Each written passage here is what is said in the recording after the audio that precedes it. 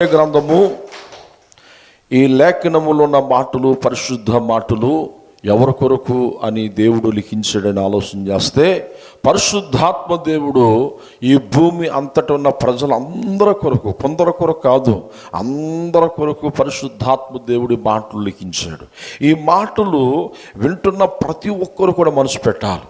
నిజంగా మనసు పెట్టి ఆలోచన చేస్తే వాడి జీవితంలో దేవుడు సిద్ధపరిచిన ఈవులు, దేవుడు సిద్ధపరిచిన ఆశీర్వాదాలు, దేవుడు సిద్ధపరిచిన గొప్ప కార్యాలు వారు చూస్తారని చెప్పడానికి ఏ మాత్రమును సందేహము లేదు.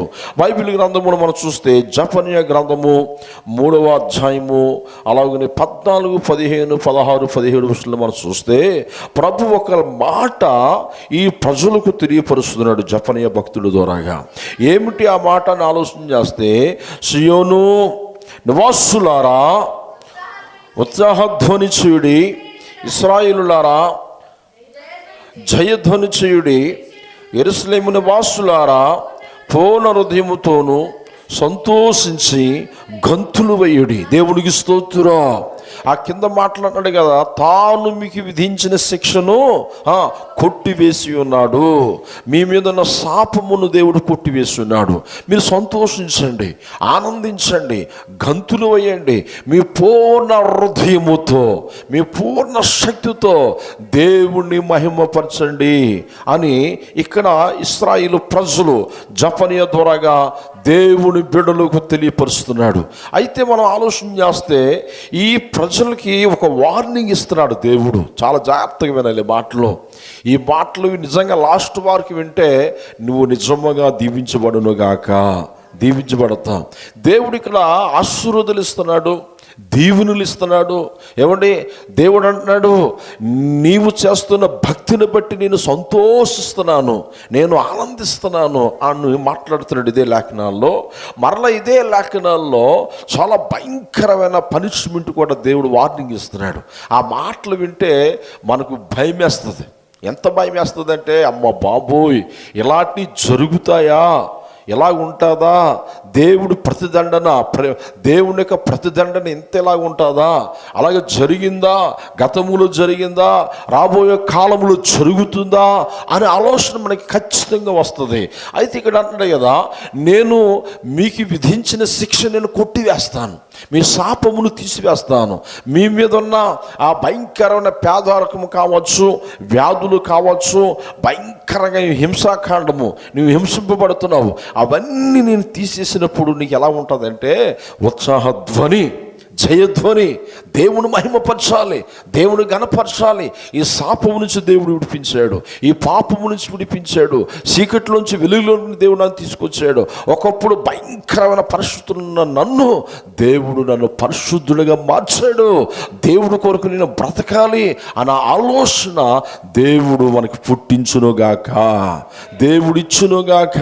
ఈ జఫన్యా గ్రంథంలో అంటాడు కదా, ఎందుకు ఉత్సాహధ్వని చేయాలి, ఎందుకు దేవుడికి జయగీతాలు పాడాలి, ఎందుకు దేవుడు మందిరములు కూడుకోవాలి, ప్రతిరోజు కుటుంబ ఆరాధన ఎందుకు చేయాలి, సంఘములు ఎందుకు కూడుకోవాలి, సంఘ ఆరాధన కార్యక్రమంలో మనం ఎందుకు పాల్పంచుకోవాలి, ఉపాస కూటాలు ఎందుకు ఏర్పాటు చేయాలి, మహాసభలు ఎందుకు ఏర్పాటు చేయాలి, ఆల్ నైట్ ప్రేయర్లు ఎందుకు ఏర్పాటు చేయాలి అని ఆలోచన చేస్తే దేవుడు అంటున్నాడు కదా, మీరు ఇలా కూడుకొని నన్ను మహిమపరచడం వలన, మీరు కూడుకొని నన్ను ఆరాధించడం వలన, మీరు కూడుకొని నన్ను నా వాక్యము విని వాక్యానుసారంగా మీరు బ్రతుకుడు వలన నా ఆశీర్వాదాలు మీ మీదకి ఇస్తాను. గట్టిగా చప్పట్లు కొడుతూ ప్రభు నామాన మహిమ. నేను మిమ్మల్ని దీవిస్తాను, మీ భూఫలాలు, గర్భఫలాలు, మీ సంతతిని ఈ భూమి మీద దీవించి, మరలా అంటాడు ఆ కింద మాటలో ఒక అద్భుతమైన మాట మాట్లాడతాడు. 3వ అధ్యాయము 20వ వచనంలో లాస్ట్ మాటలు అంటాడు కదా, సమకూర్చి తర్వాత మిమ్మును నడిపించుదును, నిజముగా చూడండి, నిజముగా భూమి మీద ఉన్న జనులందరూ దృష్టికి, భూమి మీద ఉన్న మనుషులందరూ దృష్టికి నేను మీకు మంచి ఖ్యాతిని, పేరును తెప్పించుదును. ఇదే యెహోవా వాక్కు. దేవుడికి స్తోత్రం. మంచి పేరు, మంచి ఖ్యాతిని ఈ భూమి అంతటా ఉన్న ప్రజలందరూ దృష్టి ఎదుట నేను నిన్ను హెచ్చిస్తాను. నేను నిన్ను దీవిస్తాను, నేను నిన్ను మహిమపరుస్తాను, ఎక్కలేనంత కొండపైకి నిన్ను ఎక్కిస్తాను, ఆరోగ్యము, శక్తి, బలము, పేరు, ప్రతిష్ఠ, సిరి సంపద నింపేస్తాను, ఖ్యాతిని, మంచి పేరును నేను నీకు ఇస్తాను అంటున్నాడు. ఎప్పుడు ఇస్తాడు, ఎలాగిస్తాడు అని ఆలోచన చేస్తే దేవుడు మందిరములో కూడుకొని దేవుడు మహిమపరచడం వలన, దేవుని ఆరాధించడం వలన, అక్కడ అంటాడు కదా, అదే జపనీయ గ్రంథము. మనం అలా చూద్దాం, ముందుకు సాగిపోదాం, సమయము చాలా గతించున్నది కనుక. జపనీయ 2:3 అంటాడు కదా, ఆయన న్యాయవిధులను అనుసరించు సమస్త దీనులారా. చదవండిరా 2:3 జపనీయ గ్రంథము. ఆయన న్యాయవిధులను అనుసరించు సమస్త దీనులారా వెతుకుడి, మీరు వెతికి వినయము గలవారే నీతిని అనుసరించిన ఎడల ఒకవేళ ఆయన ఉగ్రత దినమున మీరు దాచబడుదురు. దేవునికి స్తోత్రం. మీరు నీతిని వెతకాలి. ఏం వెతకాలి? నీతిని వెతికి, ఏమంటే నీతిని పాటిస్తూ వినయము గలవారే, దేవుడు దృష్టికి వినయము గలవారి ఉండి ఒకవేళ న్యాయముగా మీరు నడుచుకుంటే, అక్కడ అన్నాడు కదా, నీతిని అనుసరించిన ఎడల ఉగ్రత దినమందు మీరు దాచబడతారు. Praise lord. ఎప్పుడంట ఉగ్రత? ఎప్పుడు, ఏ మనుషుడి మీదకి, ఏ కుటుంబం మీద, ఏ దేశం మీదకి ఎప్పుడు వస్తుంది ఎవరికి తెలుసా? ఎవ్వరికి తెలియదు, ఎవ్వరికి తెలియదు. ఆ ఉగ్రత దినము నిన్ను దేవుడు నీతో చేస్తున్న వాగ్దానం ఏమిటి తెలిసిన? నీ వినయత, నీ భక్తి, నీ పరిశుద్ధత, నీవు నా పట్ల ఉన్న భయభక్తులు కలిగిన జీవితము నేను చూసి ఉగ్రత దినమున నేను నిన్ను దాచిపెడతాను. మా స్నేహితుడు గిజ్జును ఒక మాట మాట్లాడుతున్నాడు. వ్యాను, ఆయన బైకులు వెళ్తుండగా ఏమైనా దినం ఆయన చనిపోవాలంట, సాక్ష్యం చెప్తున్నాడు ఒక ఆదివారం నాడు. ఏమండి, ఆ వ్యాను చాలా స్పీడ్గా రాసుకుంటూ వెళ్ళిపోయిందంట. ఏం వెళ్ళిపోయింది? ఆయన తాకుతూ వెళ్ళిపోయింది. అది ఒక అరంగంలో కాస్త లోపలికి వెళ్తా ఆ వ్యాను గుద్దితే, ఆ వేగములో, ఆ స్పీడ్లో ఆయన ఏమైపోతాడు? సరే, అలా ఎంతమంది చనిపోతలేదు? చాలామంది చనిపోతున్నారు. చాలా యాక్సిడెంట్లు మనం చూస్తున్నాం, అగ్ని ప్రమాదాలు మనం చూస్తున్నాం, రకరకాల ప్రమాదాలు మనం చూస్తున్నాం. దేవుడు మనతో మాట్లాడుతున్నమాట తెలిసిన, ఉగ్రత దినమున, ఆ శాపకరమైన దినమున నేను నిన్ను దాచుతును. చప్పట్లు కొడుతూ ప్రభు నామాన్ని మహిమపరచు.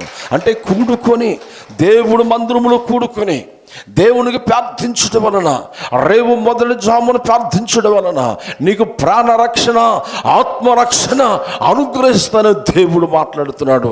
అందుకోసమే దేవుడు చెప్పి చెప్పి చెప్పి చెప్పి విసిగిపోయి ప్రజలతో, ఏమండి, ప్రజలు ఒక వ్యక్తికి మరొక వ్యక్తికి గొడవ వచ్చినప్పుడు కోపంలో వచ్చే మాటలు ఎలా ఉంటాయి? కోపంతో వచ్చే మాటలు ఎలా ఉంటాయి? చాలా భయంకరంగా ఉంటాయి. ఎవరైనా మన ఇంట్లో కావచ్చు, బయట కావచ్చు, కోపంలో చంపేస్తానంటాం, రకరకాలుగా మాట్లాడుతాం. దేవుడు కూడా మనుషుల మీద కోపం వస్తుంది. దేవుడు కూడా ప్రజల మీద కోపంతో కొన్ని మాటలు మాట్లాడుతున్నాడు. ఎక్కడుంది? 2వ అధ్యాయము 1వ వచనము జఫన్యా గ్రంథములు అంటాడు, సిగ్గుమాలిన జనులారా కూడి రండి. ఏంటంట? ఏమన్నాడంట? సిగ్గుమాలిన జనులారా. అంటే వీరికి సిగ్గు లేదు అనగా దేవుడు మాటలు మర్చిపోయారు, దేవుడు కట్టడలను వారు మర్చిపోయారు, దేవుడి నియమాలను వారు మర్చిపోయారు. ఎవరు ఇష్టం వచ్చినట్లా వారు తిరుగులాడుతున్నారు. దేవుడు మందిరంలో కూర్చోవాలన్న ఆలోచన వారికి లేకపోయింది. దేవుడికి ప్రార్థించాలన్న ఆలోచన వారు విడిచిపెట్టారు. దేవుని మర్చిపోయి తిరుగులాడుతున్నారు. దేవుడు బాధతో భూమి అంతటా ఉన్న ప్రజలతో దేవుడు మాట్లాడుతాడు. నీతో నాతో కాదు ఈ మాటలు. జపనే కాలములో ఉన్న ప్రజలతోనే కాదండోయ్, ఈ భూమి అంతటా ఉన్న ప్రజలందరితో దేవుడు, పరిశుద్ధాత్మ దేవుడు మాట్లాడుతున్నాడు. ఏమని మాట్లాడుతున్నాడు? సిగ్గుమాలిన జనులారా కూడి రండి, పొట్టు గాలికి ఎగురినట్లుగా సమయము గతించుచున్నది. ఏమైపోతుంది? పొట్టు గాలికి ఎగిరిపోయిన దేవుడికి ఇచ్చిన సమయం అంతా ఎగిరిపోతుంది. వ్యర్థమైన పనులు గంటల తరబడి చేస్తున్నావు. ఏమండి, నీ సొంత పని గంటల తరబడి చేస్తున్నావు. ఏమండి, 24 గంటల్లో 1-2 గంటలో 2 గంటలు దేవుడు పాదాల యొద్ద ఉండి విచారించే మనసు నీకు లేకపోతుంది. దేవుడు మాటలు వినాలని ఆలోచన నీకు లేకపోతుంది. పరిశుద్ధాత్మ దేవుడు నన్ను పుట్టించిన దేవుడు, నాకు ఆరోగ్యం ఇచ్చిన దేవుడు, సంపదించిన దేవుడు, ఇవన్నీ నా కొరకు ఇచ్చిన దేవుడు. దేవుణ్ణి మర్చిపోయి నువ్వు ఇష్టం వచ్చిన తిరుగుతుండే దేవుడు అంటున్నాడు కదా. ఇంకెప్పుడు మారుతావు? ఇకెప్పుడు నీ ఆలోచనలు మార్చుకుంటావు అని మాట్లాడుతూ అన్నాడు. సిగ్గుమలిన జనులారా కూడి రండి. కూడి వస్తే ఈ ఆశీర్వాదాలన్నీ కూడా మీకే. దేవుడికి స్తోత్రం. ఇప్పుడు ఆలోచిద్దాం, మనం కూడి రాకపోతే, మనం కూడుకొని ప్రార్థన చేయకపోతే, మనము కూడి ఒక సంఘముగా ఏమండి అంతకంటే యేసు ప్రభు ఎక్కడ 2-3 కూర్చున్నా నామం పేరట ప్రార్థన చేస్తారో వారి మధ్యలో ఉండి నేను వారిని ఆశీర్వదిస్తాను. గట్టిగా చెప్పకూడదమ్మా? ఆశీర్వదించడమే కాదు, ఆ కింద మాటలు అంటాడు జపన్య గ్రంథంలో 3వ అధ్యాయం 17వ వచనం అంటాడు. 17వ వచనంలో 16, 17 ఆ దినమున జనులు మీతో ఇట్లందరూ యెరూషలేమా భయపడకము, సియోను ధైర్యము తెచ్చుకునము, నీ దేవుడు యెహోవా నీ మధ్యన ఉన్నాడు. Praise Lord. ఎక్కడున్నాడట? నీ మధ్యన ఉన్నాడు. ఎందుకున్నాడు నీ మధ్యనే? నువ్వు కూడుకొని ఆయనకి ప్రార్థన చేస్తున్నావు. ప్రార్థన మానలేదు. దానియేలు ప్రార్థన మానలేదు. షడ్రకు ప్రార్థన మానలేదు. ముమ్మారు వారు నిజంగా దేవునికి ప్రార్థించిన తర్వాత, దేవుడి సన్నిధిలో వారు కూడుకొని ప్రార్థించిన తర్వాత మిగతా పనులు వారు చేశారు. దేవునికి స్తోత్రం. అందుకే అగ్ని వారిని కాల్చలేకపోయింది.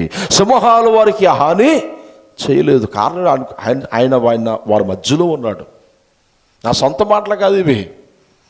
దేవుడు వాక్కు మనకి బయలుపరుస్తున్నాడు. దేవుడు వాక్కు మనకు ప్రత్యక్షపరచబడుతుంది. ఆయన అన్నాడు నేను నీ మధ్యలో ఉన్నాను. ఎందుకు ఉన్నాడు మన మధ్యలో?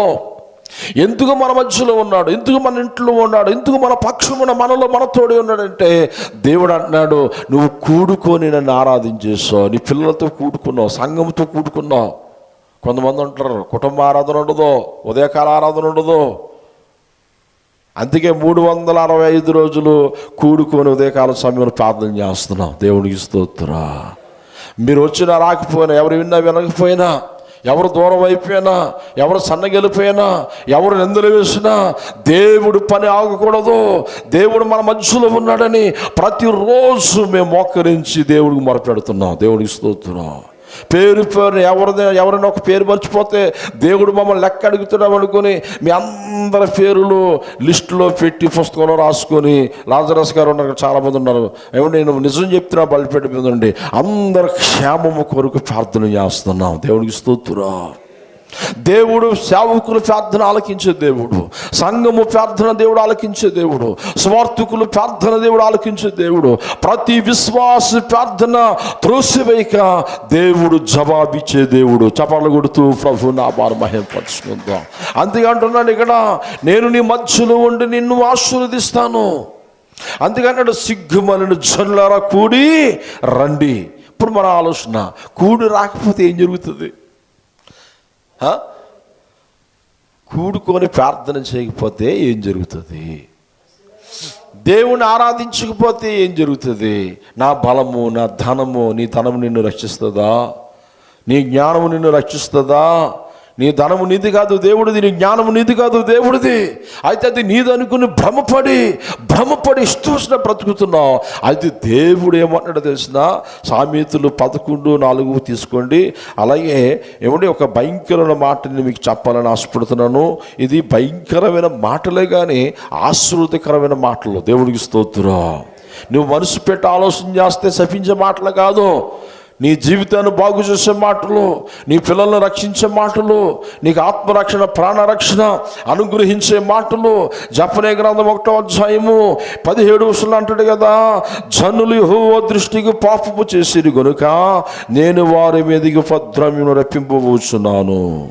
వారు గుడ్డు వారి వలె నడుచుదురు, వారు రక్తము దుమ్ము వలె కారును, వారు మాంసము పెంట వలె పారవేయబడుదును.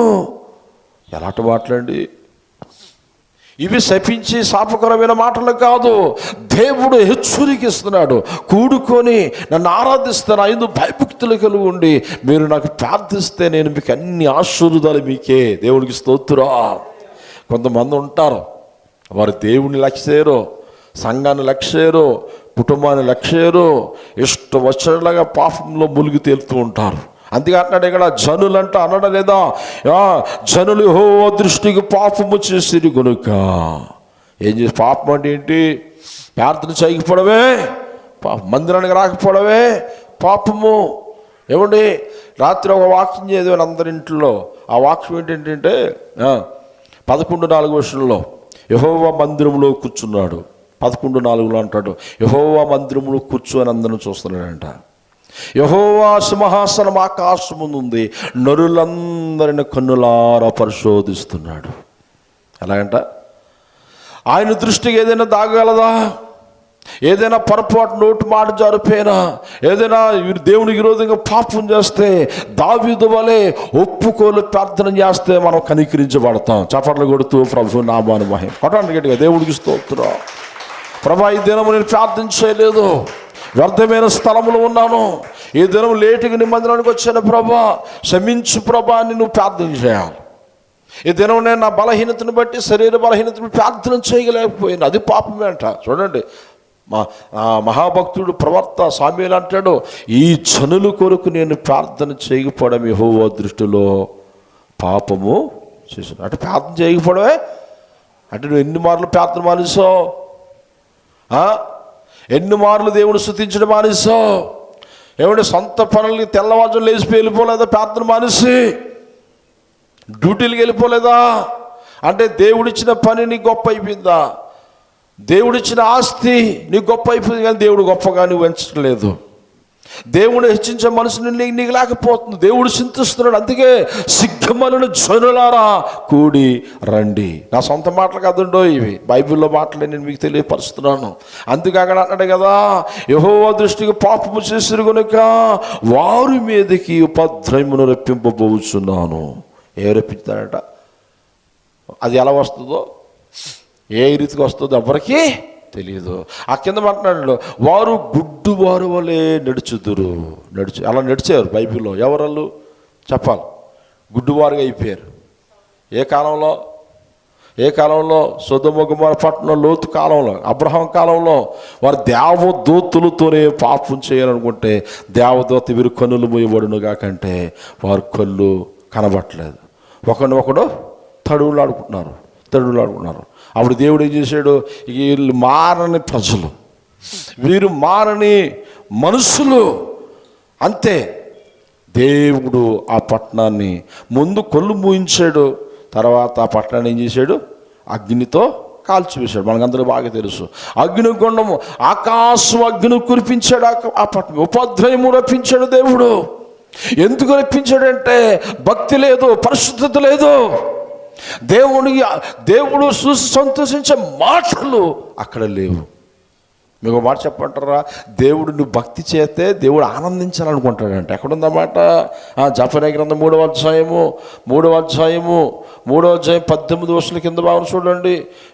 నీ కాలు 17 చూడండి, అక్కడ ఉంటా మాటలు. నువ్వు భక్తి చేస్తే దేవుడు ఆనందించాలని ఎదురు చూస్తున్నాడు, దేవుడు సంతోషించాలని ఎదురు చూస్తున్నాడు. ఎక్కడుంది ఆ మాట చూడండి, 17 కింద 9 చూడరా.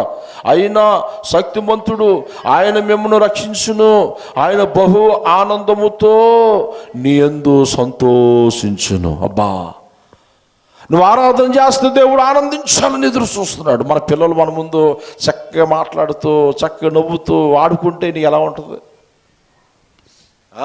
ఎలా ఉంటుందమ్మా? ఎలా ఉంటుంది? మీ పిల్లలు మీ కళ్ళ ముందు మంచి పాటలు పాడుతూ, ఎగురు గంతులు వేస్తుంటుంటే, నవ్వుతుంటుంటే, నిన్ను చూసి ఆనందిస్తుంటే నీకు ఎలా ఉంటుంది? నీ హృదయం పొంగిపోతూ ఉంటుంది. ఆనందం. అబ్బబ్బ, నా కొడుకు ఎంత మంచి ముక్కు, ఎంత మంచి కళ్ళు, ఎంత మంచి కళ. నీ కొడుకు నుంచి మురిచిపోయినట్లుగా ఆడు కానీ రోజుకి నేను ఇసుకించే పని చేస్తే నీకు ఎలా ఉంటుంది? ఆ తండ్రికి దుఃఖం వస్తుంది, ఆ తండ్రికి వేదన వస్తుంది, బాధ వస్తుంది. సృష్టికర్త అయిన దేవుడు నువ్వు ఆరాధిస్తుంటుంటే, వాక్యానుసారంగా ఉంటే, వాక్యానుసారంగా మనం బ్రతుకుతే మనల్ని చూసి ఆనందిస్తున్నాడంట. చప్పట్లు కొడుతూ గట్టి కొడతాం దేవుడు స్తోత్రం. అందుకే ఆయన ఆనందించే పనులు మనం చేయనుగాక, ఆయన సంతోషించే పనులు మనం చేయాలి, ఆయన దుఃఖపడే పనులు చేయకూడదు. ఈ పని చేస్తే దేవుడు దుఃఖిస్తాడు, ఇలా నడుచుకుంటే దేవుడు బాధపడతాడు. అమ్మో, ఆయన గారు బాధపడితే మనకు తర్వాత ఏమవుతుంది? మనము బాధపడవలసిన ఒక రోజు ఖచ్చితంగా చెప్పండి అమ్మా ఉంటుంది.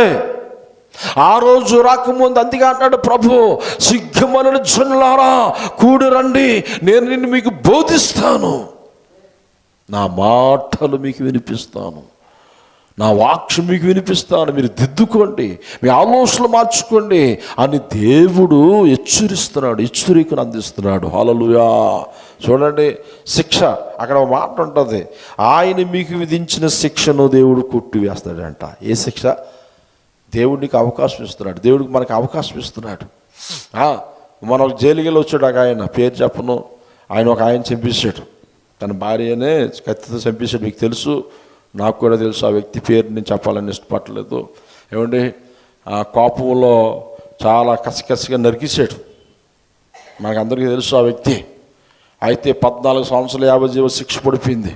శిక్ష పడిపోతే 9 సంవత్సరాల్లో బయటకు వచ్చేసాడు. ఆయన నేను హోటల్లో కూర్చొని మాట్లాడుకొని, ఇంత త్వరగా వచ్చేసో 14 సంవత్సరాలు మీకు 50 జీవ శిక్ష చేశారు కదా అని అడిగితే ఆయన అంటున్నాడు, పాస్టర్ గారు జైల్లో తగ్గింపు వచ్చేసింది, విధేయత వచ్చేసింది. ఆ సూపరింటెండెంట్ గారు ఏ పని చెప్తే ఆ పని చక్కగా చేసేవాడు. అలా చేసిన వాళ్ళకి 6 సంవత్సరాల శిక్ష తగ్గిపోయిందంట. ఎన్ని శిక్ష? 6. జైల్లో ఉండు కూడా తిరగబడితే, జైల్లో ఉండు కూడా అధికారుల మాట వినకపోతే, జైల్లో ఉండు కూడా ఆడి ఇష్టం వచ్చిన ప్రవర్తిస్తే వాడికి పడిన శిక్షను ఎవడో తప్పించలేడు. దేవుడికి స్తోత్రం. ఒక ప్రభుత్వమే శిక్షను నీ ప్రవర్తన చూసి, నీ ఆలోచన చూసి, నీ తగ్గింపు చూసి, నీ విధేయతను చూసి ఆ శిక్షను తగ్గిస్తే, మరి దేవుడు అంటున్నాడు, నువ్వు నిజంగా భయభక్తులు కలిగి ఉంటే, అక్కడ ఉందా లేదా మాట? ఎక్కడుందా మాట? చూడండి, ఆ మాట ఎక్కడుందో చూడండి, ఎక్కడుందా మాట దీనిలో? ఒకవేళ జనులు, చాలా చక్కటి మాట, ఉగ్రత దినమున అని ఉంటుంది చూడండి. ఒకవేళ ఆయన ఉగ్రత దినమున మీరు దాచబడుదురు.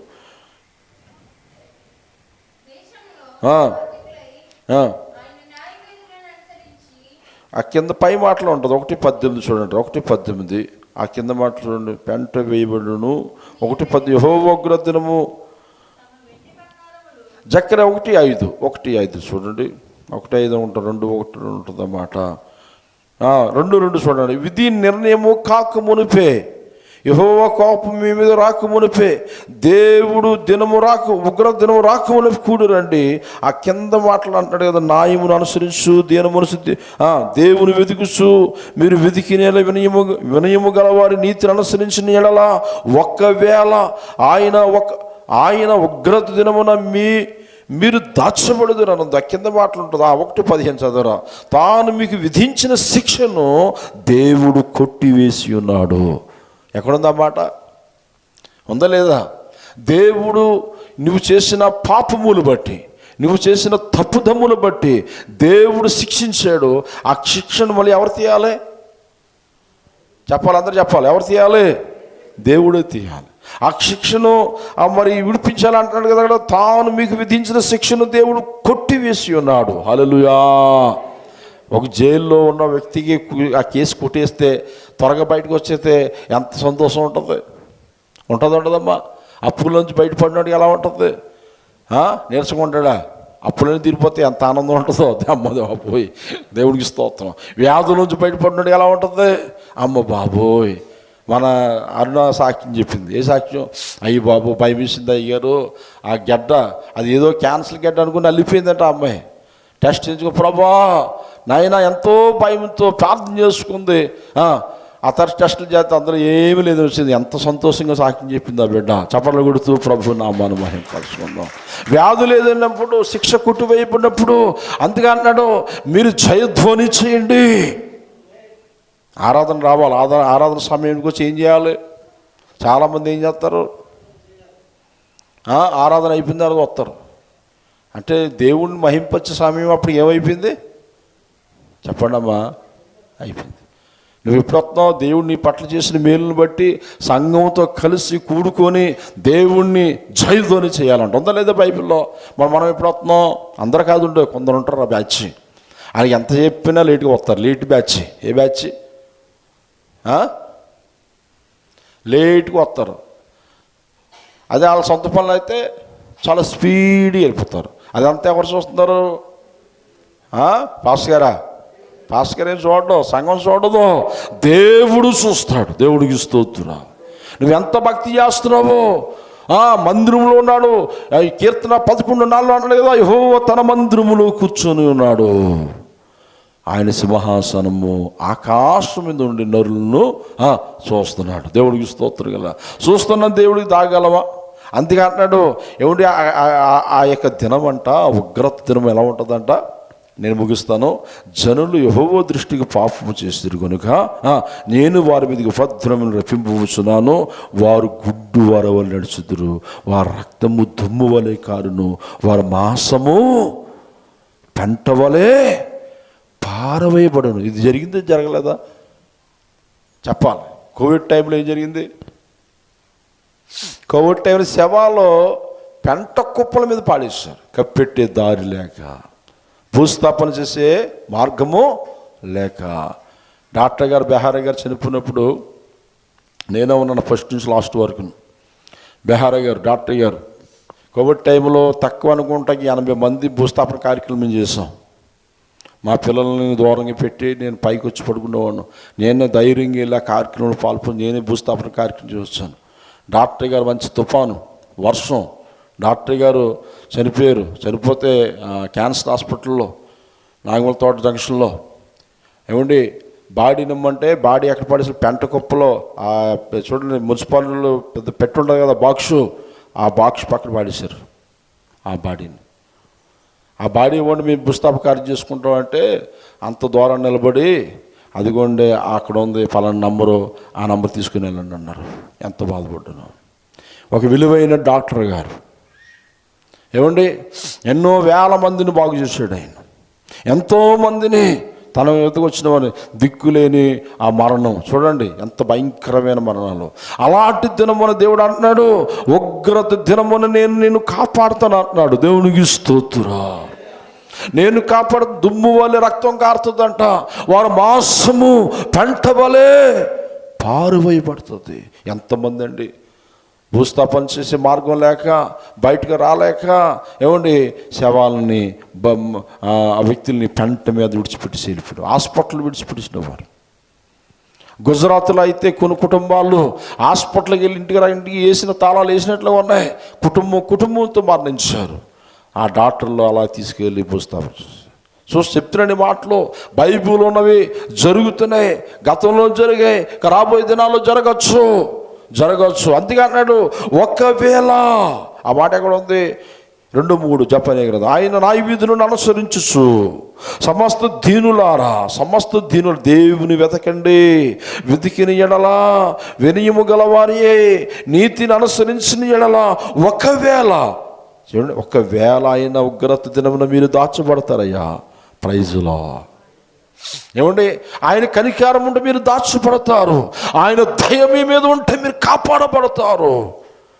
ఈ మాటలు వాస్తవం అండి, బైబిల్లో మాటలు. దేవుడు దయ పొందుకున్న వారు రక్షించబడ్డారు. దేవునికి స్తోత్రం. దేవుడు కనికరము పొందుకున్నవారు, వారు కనికరము పొందుకొని వారి కుటుంబాలు కాపాడబడ్డాయి, ఆశీర్వదించబడ్డారు. అందుకే దేవుడు పని మొదలు చేయునుగాక. మొదటి అవకాశం దేవుడికి ఇవ్వాలి. నువ్వు ఎంత జాబులో ఉన్నా, ఎంత బిజినెస్ చేసినా, ఎంత నువ్వు ఆఫీసులో బిజీగా ఉన్నా, మొదటి టైం ఎవరిదే చెప్పాలి. అందరూ కూడా మొదటి టైం దేవుడికి ఇచ్చే. దావీదు అంటాడు, దేవా నువ్వే నా దేవుడు, ఎక్కువనే నేను ఎదుగుతానయ్యా. అదే దావీదు నా హృదయానుసారుడైన వ్యక్తి, నా ఆజ్ఞను గైకున్నాడు. ఒక్క ఎపిసములో తప్ప నా ఆజ్ఞలన్నీ పర్ఫెక్ట్గా దావీదు గైకున్నాడు. నేను అనుకుంటున్నా ఆ ఒక్క తప్పు కూడా దావీదు చేయకపోతే ఇశ్రాయేలు ప్రజలకు దేవుడు అయిపోతాడు. దావీదు ఏమైపోతాడు బాబు? మహాపరిశుద్ధుడు అయిపోతాడు. ఆ ఒక్క తప్పు చేయడం వల్ల దావీదు లాంటి మహాభక్తుడు ఏమన్నాడు? పాపిని ప్రభువా అని పశ్చాత్తాపంతో ప్రార్థన చేశాడు. చప్పట్లు కొడదాం. దేవునికి స్తోత్రం. విధేయత చూపాడు, దేవుడికి లోపడ్డాడు. కన్నీటి ప్రార్థన చేశాడు, తగ్గించుకున్నాడు. అందుకే అన్నాడు, వినయము గల వారిని సమస్త దీనులారా. దీనత్వం కలిగి ఉండాలండి. మనం ఏం కలిగి ఉండాలి?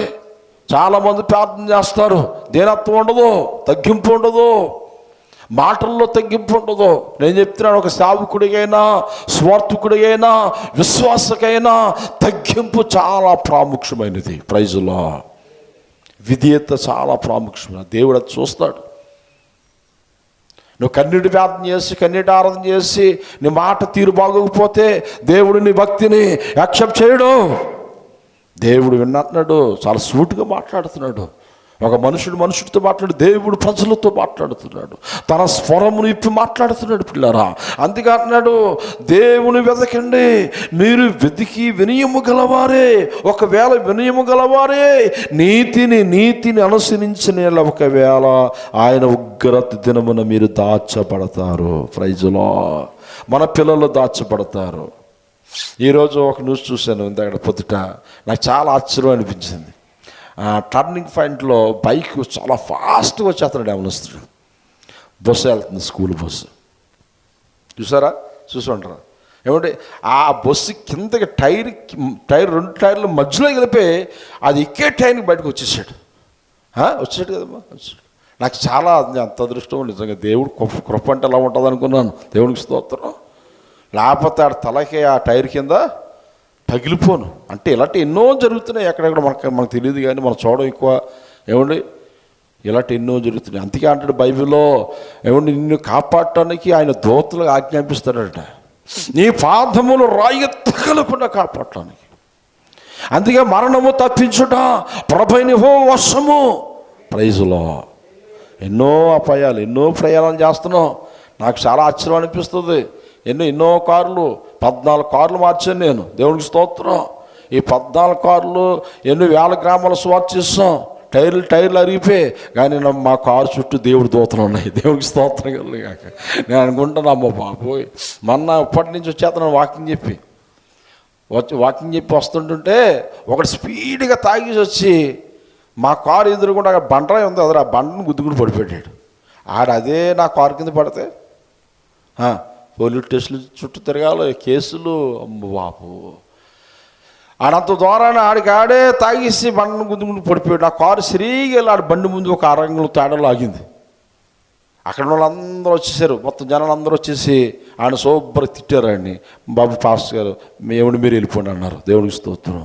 అదే వాడు తాగేసి మన కారు కింద పడితే, లేకపోతే ఆడవల్ల ఆడ తప్పించిపోయి మనం ఏదైనా లోయలోకి కాస్త బండి కారు అలాగా తెచ్చి మనం చచ్చిపోతాం.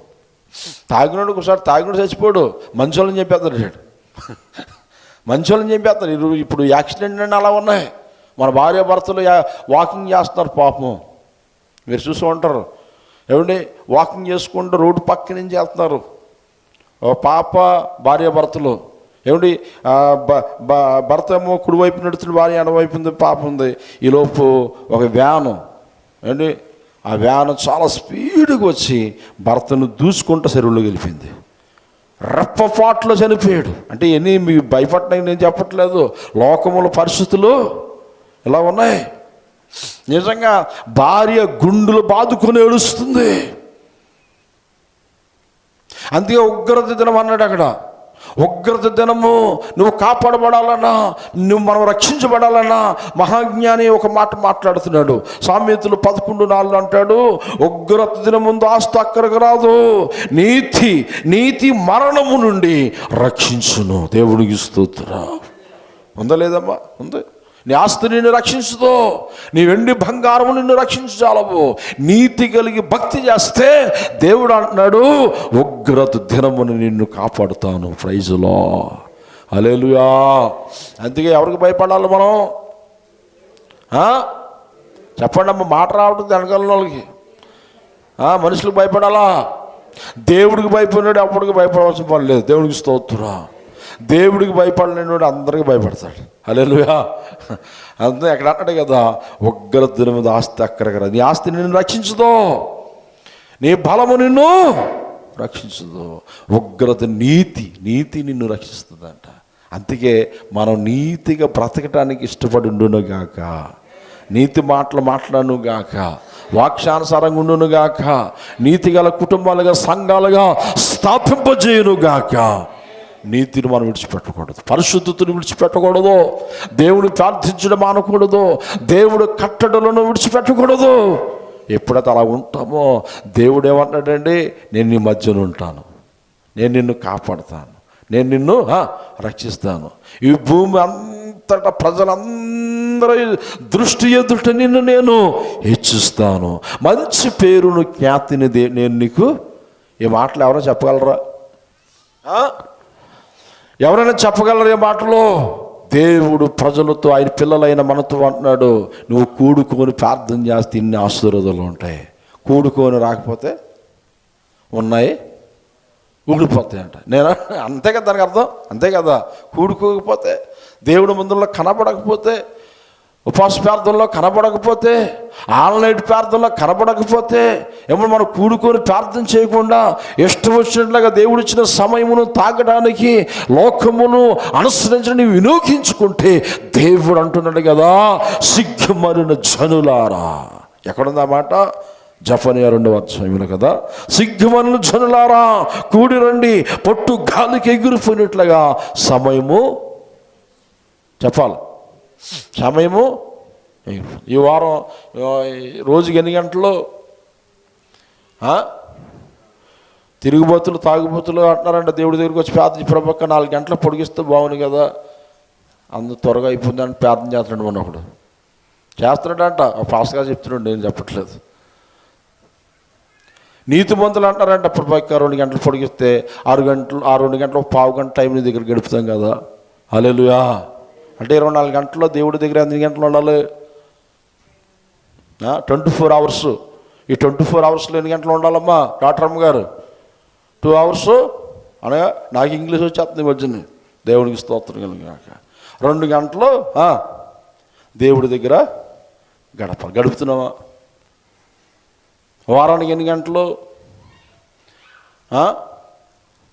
14, 28 గంటలు, అంతే కదండి. వారంలో నువ్వు దేవుడికి ఎంత టైం ఇవ్వాలి? నాకు చూస్తానంటే గుడ్లు లెక్కలు కూర్చొని మీకు లెక్కలు తెలియవా? రోజుకి 2 గంటలు అంటే 7 2 ఎంత? 14, అంతేనా? 14 గంటలు ఇవ్వాలి కదా. 14 గంటలు దేవుడికి ఇవ్వాలి. ఇస్తున్నాం మనం? ఇస్తున్నాం. పోనీ 14 గంటలు ఇవ్వకపోయినా ఆదివారం 7 గంటలు, ఆదివారం 2 గంటలు మందులు కూర్చున్నావా? అంటే నీతి ఏమైపోతుంది? ఆలోచన చేద్దాం అమ్మా. స్నానానికి, పళ్ళు తోముకోవడానికి, ముఖం కడుక్కునే సమయం ఉంది. మరి హృదయమైన ముఖం కడుక్కోవడానికి 24 గంటల్లో నీ శరీరమును పరిశుద్ధపరచుకోకపోతే కంపు కూడా వేస్తావు. అలాంటిది వారానికి 2 గంటలు దేవుడి మందిరం నుండి నీ హృదయమైన ముఖము, నీ హృదయమైన ముఖమును వాక్యముతో శుద్ధీకరణ చేయకపోతే నీ హృదయము కంపు కొట్టేస్తుంది.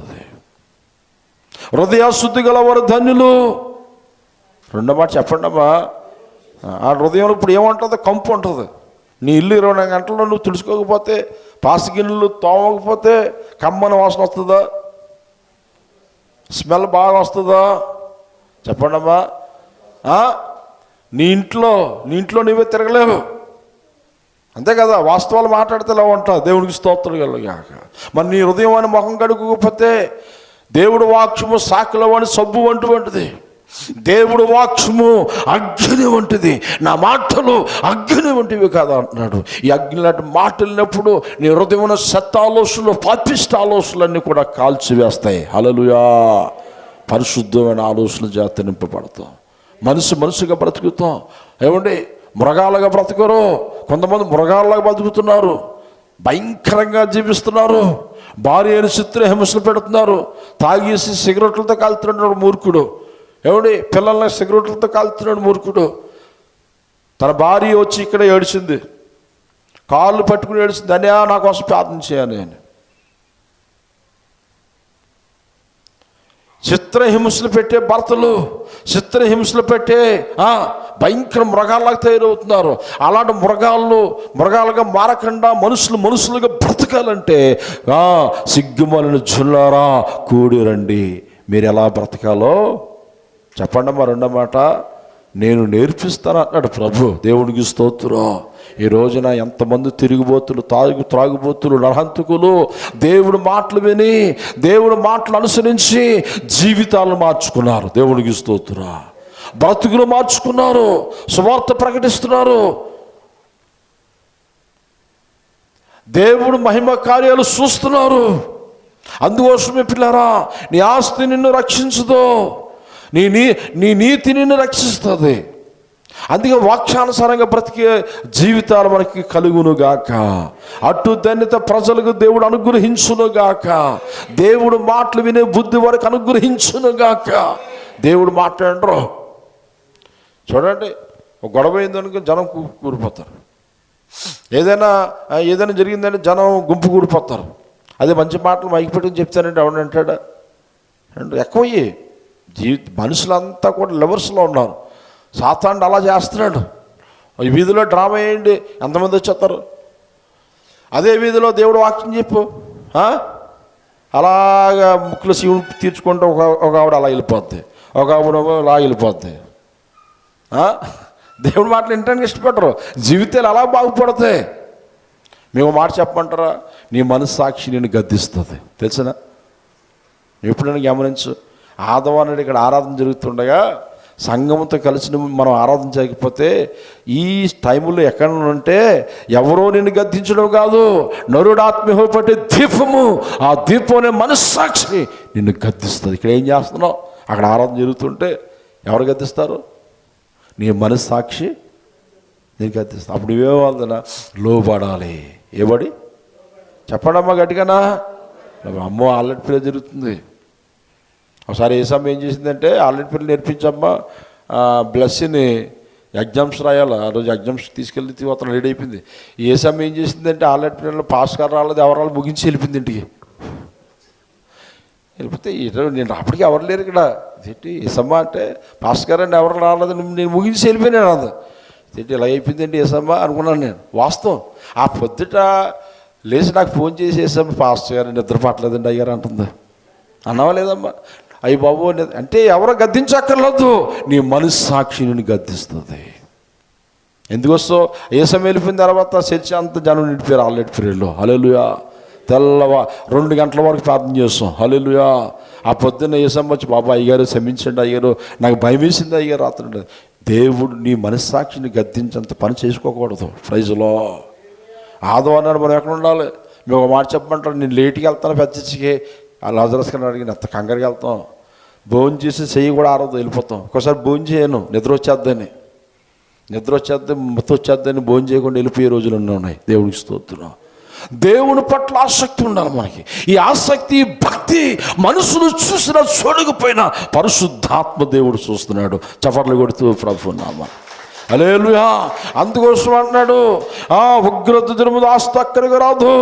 నీతి మరణము నుండి నరకము నుండి పాతాళము నుండి దేవుడు నీ ఆత్మను రక్షిస్తాడు. దేవుడికి స్తోత్రం. అట్టి ధన్యత దేవుడు అందరికి అనుగ్రహించును గాక. ప్రార్థన చేసుకుందాం. లాజరస్ గారు ముందుకు వచ్చి ప్రార్థన చేస్తారు. దేవా నిజమే ప్రభా, మేము కూడుకున్నట్టు మానవునైనా తీర్మానం చేసుకోండి ప్రభా. ప్రతి ఆన్లైన్ ప్రేయర్లో మంగళవారం నాడు ప్రార్థన, శుక్రవారం నాడు ప్రార్థన, అయా రోజుకు 2 గంటలు నీ పాదాల యొక్క మేము గడపాలి ప్రభా, గడుపుతాం ప్రభా. అలా గడుపుతాం అన్నవారితో దేవుడు అంటున్నాడు, నేను నీ మధ్యన ఉన్నాను, నేను నీ పిల్లలను ఆశీర్వదిస్తాను, నేను నిన్ను రక్షిస్తాను.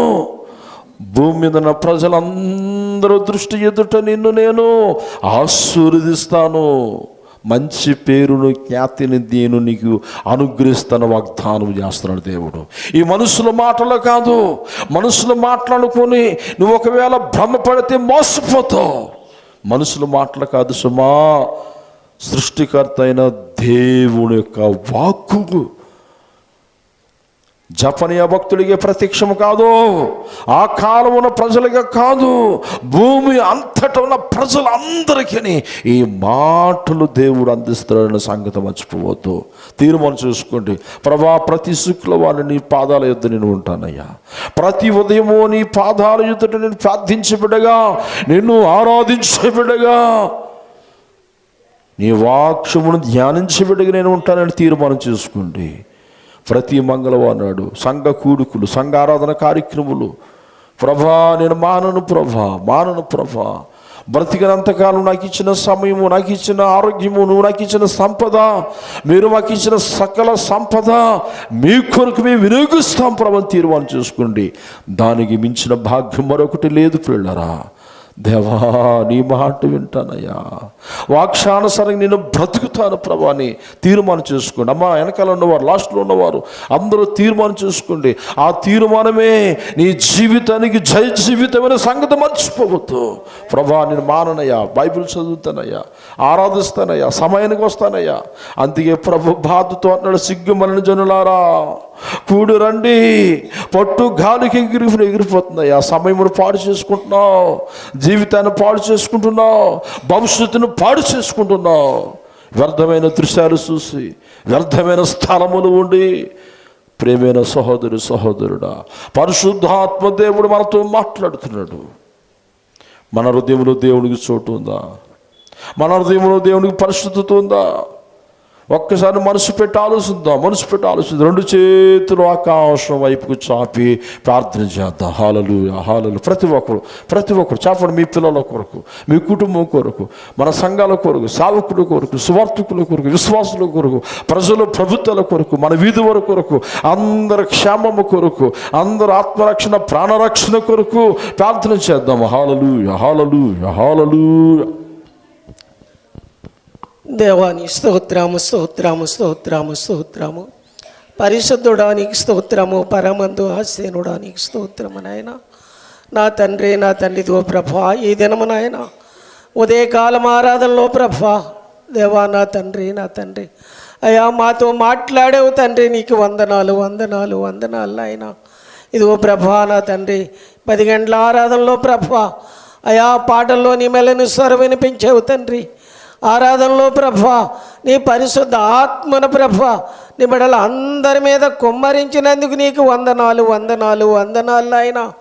నా తండ్రి ఇదిగో ప్రభా నాయనా జపన్య గంధము నుండి ప్రభా నాయనా నువ్వు మాట్లాడుతున్నావు తండ్రి. చిగ్గుమాలిన జనులారా తిరిగి రండి అని చెప్తున్నావు తండ్రి, నీకు వందనాలు ప్రభా. అయ్యా మేము అలాగా ఉండక ప్రభా, నా తండ్రి అయా నీ వాక్యాన్ని అనుసరించి ప్రభువా, నీ వాక్యానికి లోబడి ప్రభువా, నీ వాక్యానికి విధేయత చూపు ప్రభువా. దేవా నీ సన్నిధిలో ప్రభువా రోధించేవారిగా ప్రభువా, ప్రాళాపించేవారిగా ప్రభువా, అంగలార్చేవారిగా ప్రభువా.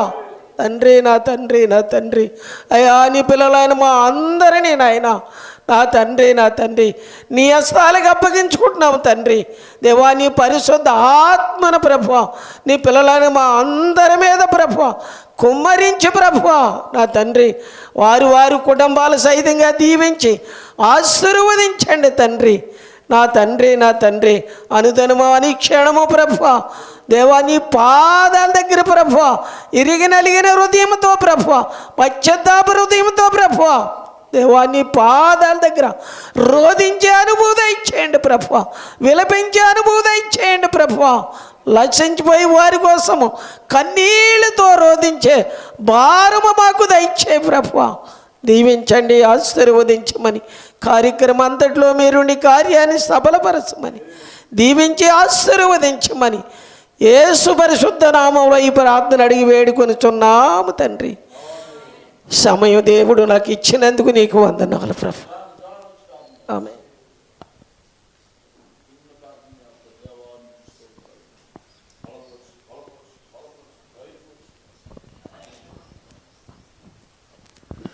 పరిశుద్ధుడా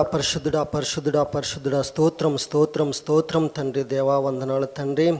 ఇదిగో తండ్రి గడిచిన కాలం అంతయు కూడా తండ్రి మీ కృపాక్షేమములై మమ్మల్ని కాచి కాపాడారు తండ్రి, మీకే స్తోత్రం తండ్రి. ఇదిగో తండ్రి విశ్రాంతి దినమున తండ్రి ప్రభా మీ సన్నిధానానికి వచ్చాం తండ్రి. ప్రభా ఈ ఆదివారం సమయంలో తండ్రి ప్రతి ఒక్కరూ తండ్రి ప్రభా మరి వాళ్ళ సమయాన్ని తండ్రి ప్రభా మీ సన్నిధానంలో గడిపేందుకు తండ్రి ప్రభా మాకు అవకాశం ఇవ్వండి తండ్రి. ఇదిగో తండ్రి రోజులు గడిచిపోతున్నాయి తండ్రి, సంవత్సరాలు గతిస్తున్నాయి తండ్రి ప్రభా. తండ్రి మేమైతే తండ్రి మా మా పనుల్లో మేము బిజీగా ఉండిపోతున్నాం తండ్రి.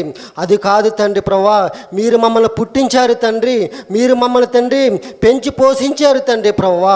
అయినప్పటికీ తండ్రి మేము మిమ్మల్ని మర్చిపోయి తండ్రి మా జీవితాల కొరకు, మా అవసరాల కొరకు మేము బ్రతుకుతున్నాం తండ్రి. మీరిచ్చిన ఈ జీవాన్ని తండ్రి ప్రభా మీ కొరకు తండ్రి మీకు సమయం ఇవ్వలేకపోతున్నాం తండ్రి ప్రభా. ఇదిగో తండ్రి మరి యథార్థంగా బ్రతికే మాకు ఆ విశ్వాసాన్ని మాకు ఇవ్వండి తండ్రి ప్రభా. తండ్రి మరి ఎటువంటి సమయంలోనైనా తండ్రి ప్రభా మీరు మమ్మల్ని ఆదరించి, మీరు మమ్మల్ని కాపాడి ఈ రీతిగా ఈ స్థితిలో మమ్మల్ని పెట్టినందుకు మేము ఎంతో కృతజ్ఞాస్తుతులు మేము చెల్లించుకోవాల్సిన మరి సమయం ఉంది తండ్రి ప్రభా. అయినప్పటికీ తండ్రి మిమ్మల్ని మరిచి తండ్రి మేము తండ్రి మరి దురాలోచనలతో తండ్రి ప్రభా, దురదృష్టాసనలతో తండ్రి ప్రభా మేము బ్రతుకుతున్నాం తండ్రి. ఇది కాదు తండ్రి మేము విశ్వాసంతో తండ్రి ఇదిగో తండ్రి మరి దాసుల ద్వారా ఎంతో మంచి వాక్యాన్ని మాకు బయలుపరిచారు తండ్రి. ఆ వాక్యాన్ని బట్టి మేము తండ్రి నడుచుకునే విధానం మాకు కలిగించండి తండ్రి ప్రభా. మీకే స్తోత్రం తండ్రి. మరి అటువంటి నీతైన మార్గాన్ని మాకు అనుసరించి తండ్రి ప్రభా ఇదిగో తండ్రి మా మాంసముద్రలను తండ్రి పెంటలో పాడవేసినట్టు తండ్రి మీ వాక్యం చెప్తుంది తండ్రి. అలా కాకుండా మేము నీతి మార్గాన్ని మేము జీవించలాగిన తండ్రి, మా నీతే తండ్రి మమ్మల్ని కాపాడులాగు తండ్రి మిమ్మల్ని విశ్వాసించే అవకాశం మాకు కలగ చేయండి దేవా ప్రభువా. ఇదిగో తండ్రి గతించిపోతున్న ఈ దినాల్లో తండ్రి, ఎంతోమంది నశించిపోతున్న ఈ దినాల్లో తండ్రి, అయినప్పటికీ మాకు ఎంతో ఆశ్రయం మీరు కలిగించారు తండ్రి. మీకు కోట్లాది శృతులు చెల్లించుకుంటున్నాం తండ్రి. ఇంతగా తండ్రి ప్రభా ఎంతోమంది నశించిపోతున్నారు తండ్రి ప్రభా. అయినప్పటికీ తండ్రి మీ సన్నిధానంలో గడిపే మరి మంచి అవకాశం మాకు కలగజేసినందుకు, మంచి వాక్యాన్ని మేము విని భుజించి నవరేసిలాగా మాకు సహాయం చేస్తారని కోరుకుంటూ ఈ చిన్న పాత్ర మీ సన్నిధిలో చేర్చుకోమని యేసు నామములో అడిగి వేడుకుంటున్నాం తండ్రి. ఆమేన్, ఆమేన్.